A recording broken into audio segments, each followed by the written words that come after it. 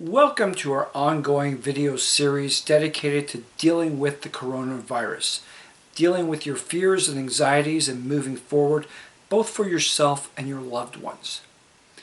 In this video, we're going to continue talking about how you can assist the elderly, whether it's your parents, grandparents, in-laws, friends who are elderly, and others, even people you don't know, because they are in fact the most scared, the most susceptible to this global pandemic. They might not show it like other people, but they are actually fearful, many of them. They won't reflect it, but it's up to you to not worry about those contentions and try to help them best move forward. So we had talked previously about video chat, and I want to elaborate further on that. Now, most seniors find themselves already very much isolated, and this is only furthering the isolation. They can't coexist with other people. The regular people do not come in. Healthcare workers, social support workers, friends, family, people who are engaging the public. So because of that, they are in a more dire situation. And what they tend to find is they tend to be engaged more with the news as it comes. A lot of it, the televised news.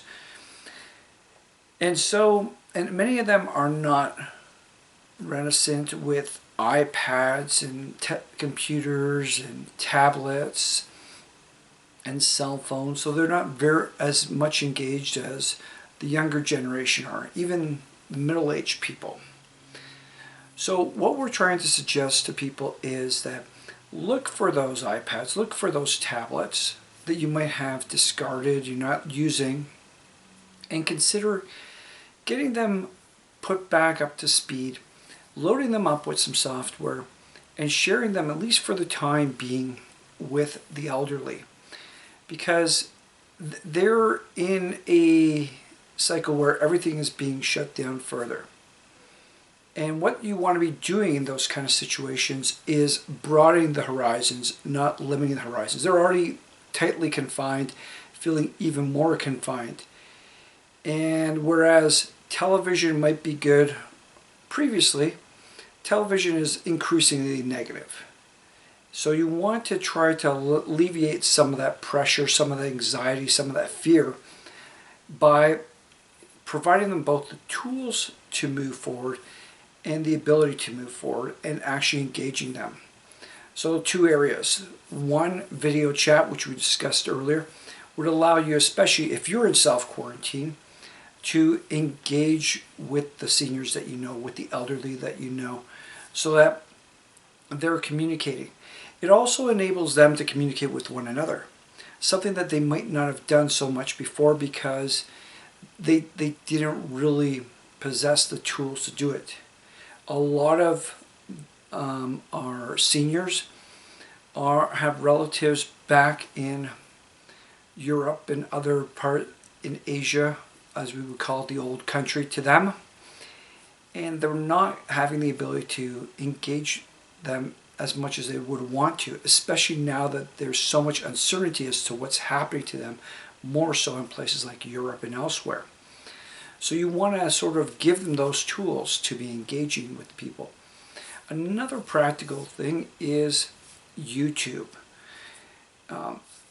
When most elderly people that I know of do not fully understand the benefits of YouTube, the wide variety of old school, older video clips, relaxing music, historical content, and the like, vacation sceneries, montages of their own home, that they could get to see in this hard time when their anxiety levels are very high.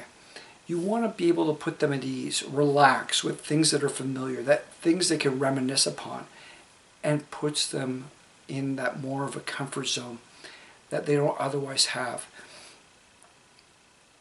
Whereas we are very familiar, it seems like, with YouTube and all other types of social media. Most elderly people are not.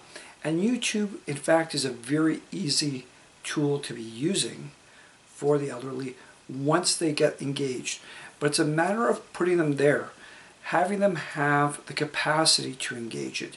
So this means really providing them with your old iPads, your old tablets, even old computers that might allow them to engage this new spectrum for them and to put them at ease in a time of incredible fear, anxiety, and nervousness. So look into this area, try to help out the elderly, and simply don't think that because they're self-quarantined, they're doing well. They need to be doing better. And it's an easy in to help them do that much better, utilizing tools that are available to yourself and that you can share with them. And you can share the time, because once you're on video chat, you can walk them through all sorts of different things, whether it's Google Hangouts, Facebook Messenger, Skype, or the like. You can assist them in getting stuff done so they are at ease, their anxiety is reduced. And that's what we were trying to help people do with this particular YouTube video. Thank you.